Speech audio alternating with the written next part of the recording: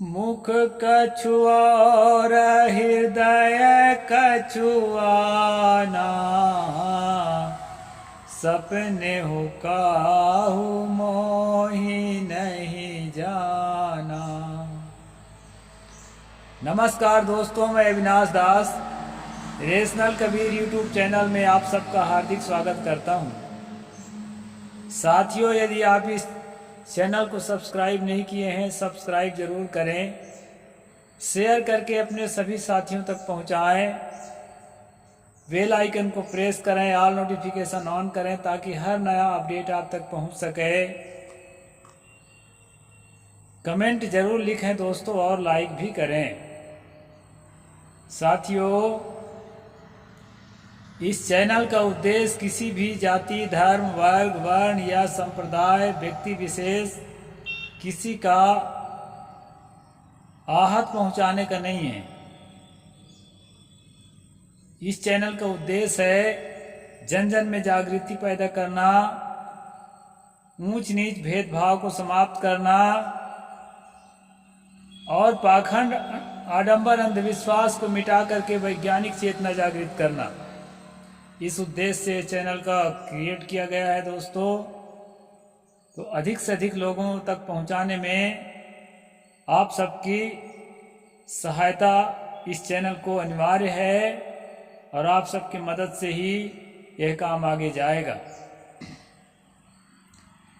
जैसा कि आपको मालूम है दोस्तों, मैं फर्स्ट स्ट्रीम जो है हर रोज़ इस किताब कबीर और रामानंद इसको पढ़ करके आप लोगों को सुनाता हूँ। यह किताब इसलिए सुनाता हूँ दोस्तों, जन नायक महानायक सतगुरु कबीर साहेब, जिन्होंने शोषितों वंचितों की आवाज़ उठाई थी, उनके सारा ज्ञान को रामानंद पर आधारित बताया जाता है और उनके आंदोलन को उनके आंदोलन का क्रेडिट रामानंद को दिया जाता है। इसी के खुलासा करने के लिए यह किताब लेखक ने लिखा है दोस्तों, और मैं पढ़कर सुनाता हूं आपको कि रामानंद से संत कबीर का कोई संबंध नहीं था और उसका संबंध किस लिए जोड़ा गया है, उनके द्वारा किए गए कार्यों का क्रेडिट रामानंद को जाने के लिए। जैसे पहले से बहुत सारे काम हो चुके थे, उनका क्रेडिट वर्तमान में जो जीते हुए नेता है, मुख्यमंत्री, प्रधानमंत्री, वो लोग जो है ओपनिंग कर करके उसका क्रेडिट लेते हैं। तो रामानंद तो पहले ही मर चुके थे, फिर भी उनको क्रेडिट जाना चाहिए। ऐसा जो है पाखंडियों का साजिश है दोस्तों। कल हमने आपको बताया था कि वशिष्ठ स्मृति का हवाला देते हुए जो ब्राह्मण शूद्र के हाथ का एक दाना भी खाएगा उसको सुअर के जन्म लेना पड़ेगा। ये जो है वशिष्ठ जी ने कहा। और फिर जो है उसकी कहानी भी हमने पढ़ा कि कपिल देव नाम का जो ब्राह्मण था, स्वामी रामानंद के शिष्य, वैश्य के यहाँ से भीख मांग करके लाया, लेकिन भिक्षा में जो अन्न था वो वैश्य किसी शूद्र के यहाँ से लाया था और उसको जब अपने गुरु के पास, स्वामी रामानंद के पास लाया तो भोग लगाने के वक्त जो है भगवान ने उसको लेने से इनकार कर दिया और अंतर ध्यान हो करके स्वामी रामानंद जो है जान गए कि ये अन्न कहाँ से आया है। तब उसने कपिल ब्रह्मचारी को श्राप दे दिया और वही श्राप को पा करके वह कपिल ब्रह्मचारी जो है चमार के घर में जन्म लिया, जिसका नाम पड़ा रैदास। इस प्रकार के कहानी गढ़ करके दोस्तों, मनगढ़ंत कहानी लिख करके अपनी बात को सही सिद्ध करने के प्रयास जो है साजिशकर्ताओं ने किया है। तो इन सब बातों को खुलासा करने के लिए दोस्तों इस किताब को मैं पढ़ करके आपको सुनाता हूँ। हर बहुजन तक पहुंचाना चाहिए। आप लोग शेयर करने में थोड़ा सा कंजूसी ना करें, बड़े काम की चीज़ है इस किताब में। तो दोस्तों मैं शुरू में जो चौपाई बोला है उसका अर्थ बता दूं, फिर आगे चलते हैं। सतगुरु कबीर साहब अपने प्रमाणिक ग्रंथ बीजक में कहते हैं, मुख कछुआ और हृदय कछुआना, सपने काहू मोही नहीं जाना। जिस आदमी के वाणी में कुछ और है और भीतर कुछ और चल रहा है, अंदर कुछ और है बाहर कुछ और है, हाथी के दांत खाने को और दिखाने को और, वो आदमी मुझे सपने में भी नहीं जान सकता, ऐसा कहते हैं सतगुरु कबीर साहब।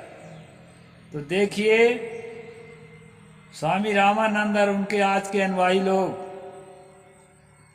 जैसा कहते हैं वैसा जीते हैं कि नहीं, और अगर ऐसा नहीं है तो सपने में भी वो कबीर साहब को जान नहीं सकते। चेला बनाना तो बहुत दूर की बात, इतने बड़े हैं सतगुरु कबीर साहब। तो दोस्तों चलते हैं आज के प्रसंग पर। स्वामी रामानंद की कथनी और करनी। एक तरफ तो स्वामी रामानंद भगवान की भक्ति के सभी को अधिकारी घोषित करते हैं, सर्वे प्रत्येराधिकारिणः सदा सक्ता असक्ता पदयोर्ज गत प्रभो अपेक्षते तत्र कुलम बलम च नो न च पिकालो न च शुद्धतापि वै। अर्थात श्री राम जी शरणागति में सबको अधिकार है, चाहे बलवान हो बलहीन हो, उच्च कुल उद्भव हो अथवा नीच हो, क्योंकि भगवान श्री राम जी बहुत कृपालु हैं। वे स्वप्रपत्ति में कुल जाति आदि को की अपेक्षा नहीं रखते, इसलिए जीव मात्र प्रपत्ति का अधिकारी है। यह जो है दोस्तों, स्वामी रामानंद लिखते हैं कि कोई भी प्राणी जो है भगवान के शरण में जाने का अधिकारी है, क्योंकि भगवान जो है भेदभाव नहीं करते और वो सबको शरण में ले लेते हैं, चाहे जिस भी जाति का हो। ऐसा जो है अपनी किताब में स्वामी रामानंद लिखते हैं। दूसरी ओर वो वेद स्मृति आदि धर्म शास्त्रों को भी प्रबल पक्षधर हैं। वे स्वयं लिखते हैं, वेदोक्त वर्णाश्रम कर्मकारिणः, अर्थात वेद स्मृति प्रतिपादित वर्णाश्रम कर्म के संपादन पर जोर देते हैं। हंसब ठठाओ फुलाओ गालू दोनों संग न होई है भुआलू। एक और तो कहते हैं कि उपनिषदों को, वेदों को, स्मृतियों को सही मानो, और दूसरी ओर कहते हैं कि सभी जाति के लोगों को प्रपत्ति का अधिकार दो। तो सभी जाति के लोग दोगे तो वहां तो वेद उपनिषद और स्मृतियों का खंडन हो जाएगा। इस प्रकार से दोस्तों इनकी वाणी है। गुरु बनने के लिए भी ब्राह्मण कुल का होना आवश्यक बताया गया है। शुक्लोद्भवः, ब्राह्मण आदि विशिष्ट कुल में समुत्पन्न हो, अर्थात अब्राह्मण गुरु नहीं हो सकते। अब कहाँ रह गई समता? स्मृति भक्ति शालिनः वेदोक्त वर्णाश्रम कर्मकारिणः शास्त्रो विध्रियते विधि गोचरैः परैः, अर्थात शास्त्र प्रतिपादित यज्ञ आदि कर्मों में श्रद्धा रखने वाले वेद प्रतिपादित शुभ कर्मों का आचरण करते हुए श्री राम की भक्ति करना चाहिए। ये स्वामी रामानंद जी की वाणी है। यदि स्वामी रामानंद अपने पूर्ववर्ती आचार्य श्री रामानुज से ज्यादा उदार थे तो उन्होंने स्वामी रामानुज से क्या अधिक किया, क्योंकि प्रपत्ति का शूद्रों को अधिकार तो उन्होंने पहले ही रामानुज ने दे रखा था, शरणागति का अधिकार। और दरअसल जो है शूद्रों के शरण में रामानुज खुद आए थे, क्योंकि पहले भी अध्यायों में बताया जा चुका है कि आलवार जो शूद्र जाति के संत थे उन्होंने विष्णु भक्ति का शुरुआत किया था। तो फिर तो रामानंद ने शूद्रों अति शूद्रों के लिए उनसे अधिक क्या किया? कुछ नहीं। वेद शास्त्रों के पक्षधरता तो दोनों में ज्यों का त्यों है। वर्णाश्रम यानी रामानुज में और रामानंद में वेद शास्त्रों के प्रति जो पक्ष है, जो उनका आग्रह है, वो एक समान है कि मतलब जो है उसको हमको मानना ही चाहिए। वेद शास्त्रों को तो मानना ही चाहिए, तो उसके अनुसार तो फिर आप शूद्रों को स्थान नहीं दे सकते ना, क्योंकि उनमें तो अधिकार नहीं दिया गया है और उनके अनुयायियों का किसी प्रकार से उदारता परिलक्षित नहीं होती। तभी तो सतगुरु कबीर साहब ने कहा, कहनता तो बहुते मिला, गहनता मिला न कोई, सो कहनता बही जान दे जो न गहनता होए। जैसा हम कहते हैं अपनी कही हुई बात को ही हम ग्रहण नहीं कर पा रहे हैं। सदगुरु कहते हैं कहने वाले खूब मिले, लेकिन जैसा कहते हैं वैसा अपने जीवन को जीने वाले दुनिया में कम मिलते हैं। दोस्तों, सदगुरु कहते हैं कहने वालों के चक्कर में मत पड़ो, सो कहनता वही दाम दे, जो गहनता न हो। अगर वो जैसा कहता है वैसा जीवन नहीं जीता है तो कितनी भी अच्छी बात कह रहा है उसके बाद जो है मूल्यवान नहीं हो सकती है। ये बात है। व्यर्थ की गाल बजाई में रखा क्या है। स्वामी रामानंद बड़े उदार थे, उन्होंने सभी को शरण दिया, सभी का उद्धार किया। ब्राह्मण शूद्र तथा अछूत ही नहीं किंतु विधर्मी मुसलमानों तक के लिए उन्होंने शिक्षा का द्वार खोल दिया था। स्वामी रामानंद के उपरोक्त वैष्णव मत आज भास्कर के उदाहरण से कहीं भी प्रमाणित नहीं होता कि उन्होंने वेद स्मृति प्रतिपादित व्यवस्था का उल्लंघन किया है। उनके वैष्णव मत आज भास्कर को पढ़ने के बाद जो है ये साफ हो जाता है कि उन्होंने वेदों के स्मृतियों के कहीं भी उल्लंघन नहीं किया है, अर्थात वर्णाश्रम व्यवस्था के पोषण करते थे।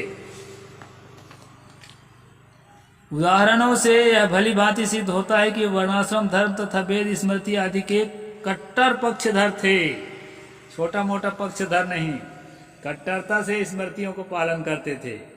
उनकी कथनी और करनी में जमीन आसमान का अंतर है।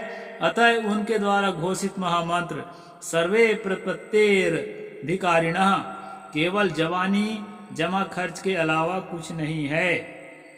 कहने में कुछ थोड़े लगता है, कहने में तो धर्मशास्त्रों में क्या क्या नहीं कहा गया है, किंतु वह कहना तब सार्थक माना जाएगा जब आचरण में लाया जाए, व्यवहार में उन कथनों का उतारा जाए।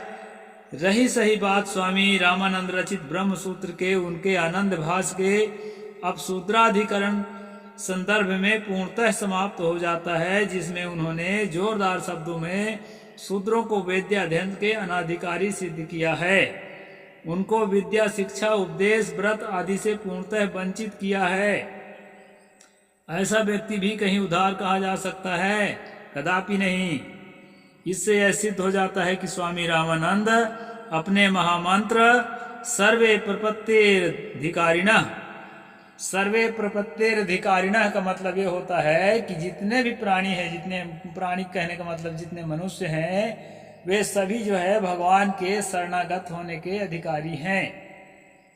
ये जो है इनका महामंत्र है, इसी महामंत्र के कारण इनको महाउदार माना जाता है। लेकिन दोस्तों, जब ये किताब लिखते हैं तो अपने ब्रह्म सूत्र पर जो आनंद भाष्य लिखते हैं, उस भाष्य में इन्होंने जो है सूत्रों को वेद का अधिकार, मंत्र का अधिकार, व्रत का अधिकार, अनुष्ठान का अधिकार, ये सब से किनारा काट देते हैं। तो दोहरा चरित्र होने के कारण जो है कभी भी ये कबीर साहिब के निकट नहीं हो सकते और कबीर साहिब इनके निकट नहीं होते, क्योंकि शुरू में मैंने बोला है मुख कछुआओ हृदय कछुआना, सपने हूँ काहू मोही नहीं जाना। उस कबीर को सपने में भी रामानंद नहीं समझ सकते, न उनके अनुयायी समझ सकते। जिसका अंदर बाहर एक होगा, एकदम स्पष्ट जीवन, खुला जीवन, जो है सो है, वही आदमी कबीर साहिब को समझ सकता है दोस्तों। नहीं तो बाकी लोग कबीर साहिब को समझने का ढोंग कर सकते हैं, और कबीर साहिब को समझने का ढोंग तो बहुत सारे प्रोफेसर कर रहे हैं पीएचडी कर करके, लेकिन समझ नहीं रहे हैं। जिस दिन समझ जाएंगे ना तो कुछ भी समझना बाकी नहीं रहेगा। कबीर साहिब को समझना बहुत बड़ी उपलब्धि है। उन्होंने अपने जीवन को ऐसा निखार लिया था कि अंदर बाहर एक समान और मगन, स्वच्छ स्वस्थ मस्त, जिसको हम कहते हैं सहज अवस्था में पहुंचा हुआ। ऐसे सहज अवस्था में साधना के बल पर, परिश्रम के बल पर, चिंतन के बल पर, खोज के बल पर, अनुसंधान के बल पर और ध्यान के बल पर पहुंचा जाता है। तो ऐसा पहले करें, तभी समझ में आएगा दोस्तों। तो आज का जो है मैं प्रसंग यहीं पर पूरा करता हूँ, और जो है आप लोगों से उम्मीद करता हूँ कि अगला पिछला स्ट्रीम भी देखें और अधिक से अधिक लोगों तक पहुँचाएं। साहेब बंदगी। जय भीम, जय जोहार, जय भारत।